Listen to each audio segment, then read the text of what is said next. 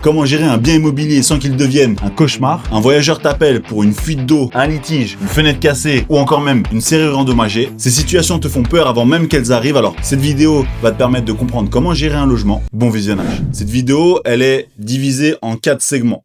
On a, dans un premier temps, les 3 signaux d'un bien qui est piégé. Avant même de signer le bien, moi, il y a 3 choses que j'aime énormément contrôler et qui vont te faire comprendre si le logement est un logement qui va t'apporter de l'argent ou alors un logement qui est piégé, un logement qui est une plaie ouverte. La première chose que je fais, c'est que je regarde la cage d'escalier.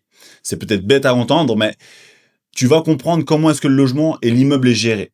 Si tu vois qu'il y a des tags, des graffitis, des bouteilles qui traînent, des personnes qui zonent, de l'urine sur les murs, tu te rends compte que c'est un logement qui va avoir très certainement des problématiques avec le voisinage ou avec tes voyageurs qui vont rencontrer des problèmes par la suite. Okay. Le deuxième point, moi, c'est la réactivité du propriétaire. Soit du propriétaire ou de la régie, on s'entend, mais c'est important pour moi que la personne de contact soit assez réactif en cas de problème ou en cas d'échange. Je veux pas avoir une personne qui prend 1 semaine à 1 mois à me répondre dès que j'ai une question ou alors une problématique. La communication avec le propriétaire est extrêmement importante pour une fluidité dans cette activité. Et le troisième point pour moi qui est indispensable, c'est pourquoi est-ce que le précédent locataire est parti. Je vais te donner un tips. En général, ce que je fais, c'est que je pose la question, tout simplement. Alors, si la question ne me convient pas, si la réponse ne me convient pas et que je sens qu'il y a quelque chose qui est caché, j'hésite pas à toquer chez le voisinage. À demander si l'ancien locataire était quelqu'un de respectueux, est-ce que ça se passait bien, est-ce qu'il y avait une bonne entente, ou alors, à l'inverse, s'il y avait des grosses problématiques. Pourquoi est-ce que c'est important de savoir ce genre de choses-là? Ça va pouvoir savoir où est le barème du voisinage, où est le barème de tolérance du voisinage. S'il est clair que si l'ancien locataire tapait contre les murs, faisait la fête, criait avec sa copine, ou peu importe, il y avait énormément de bruit tout le temps, la tolérance du voisin sera au minimum. Et dans ce cas-là, nos voyageurs vont avoir une marge de tolérance beaucoup plus fine. Et dans ce cas-là, des risques de problématiques. Maintenant, il y a une chose qui est claire, c'est que même le meilleur bien au monde, même le bien le plus rentable au monde, peut devenir un cauchemar si on saute la prochaine étape, qui est le cadre posé dès le premier jour. Alors, la gestion d'un logement, c'est pas être un gardien, c'est pas être un agent de sécurité, c'est pas faire de la surveillance. C'est de poser le cadre. C'est d'expliquer exactement comment se passe dès le début jusqu'à la fin d'un voyage, d'un locataire ou d'un voyageur. Le flou apporte le problème. Alors, il y a 3 points qui sont essentiels à faire. C'est premièrement, faire un état des lieux qui est filmé.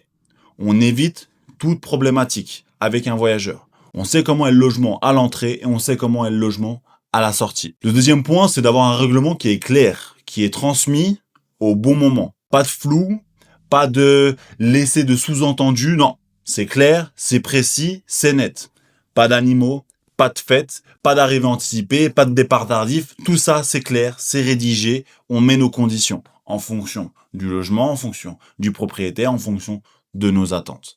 Et le troisième point qui est important, c'est de toujours mettre un petit rappel amical. Ça permet de pouvoir rappeler certaines choses. Le départ, le paiement. Rappeler amicalement ce qui va se passer si jamais c'est pas le cas. Alors, quand tu es seul, ça prend du temps. Jusqu'à 5 à 6 logements, tu peux le faire.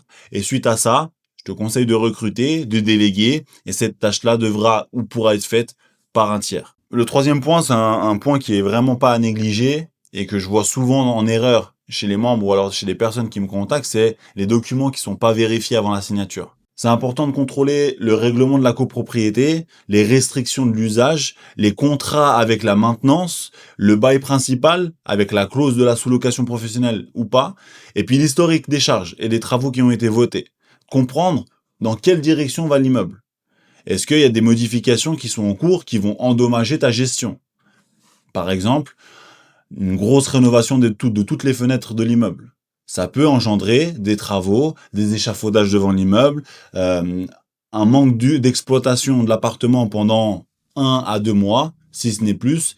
Toutes ces conditions-là sont extrêmement importantes avant de signer quelconque contrat ou quelconque document. Je dis pas qu'il faudra pas le signer, je dis juste que dans le contrat, dans les échanges, dans les conditions du contrat, il va falloir tirer la balance à ton avantage. D'ailleurs, si tu veux qu'on ajoute 2 à 5 000 francs par mois de revenus grâce à la sous-location professionnelle dans ton porte-monnaie, être accompagné de A à Z, n'hésite pas à cliquer dans le premier lien en dessous de cette vidéo. Tu auras le droit à un appel en individuel avec moi. On va discuter de ton projet. C'est un appel qui est complètement offert. N'hésite pas à en profiter.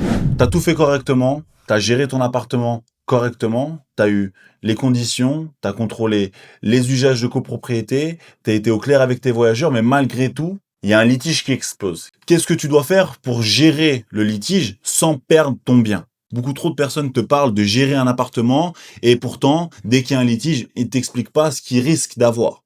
Simplement que le propriétaire décide de récupérer le bien parce que la gestion a mal été faite. Le seul conseil que je peux donner dans la gestion d'un litige, pour chaque logement que tu gères, il faut un contrat écrit sans exception. Et ça, c'est même avec la famille. Il faut mettre l'autorisation de l'usage, les responsabilités, les modalités de paiement, les modalités de sortie.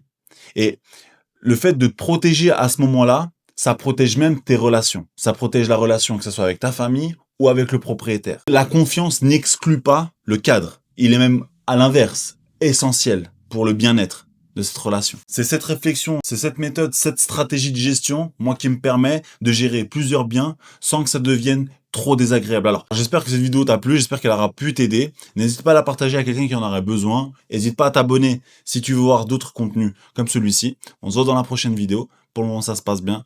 Moi, j'aime bien. Ciao, ciao.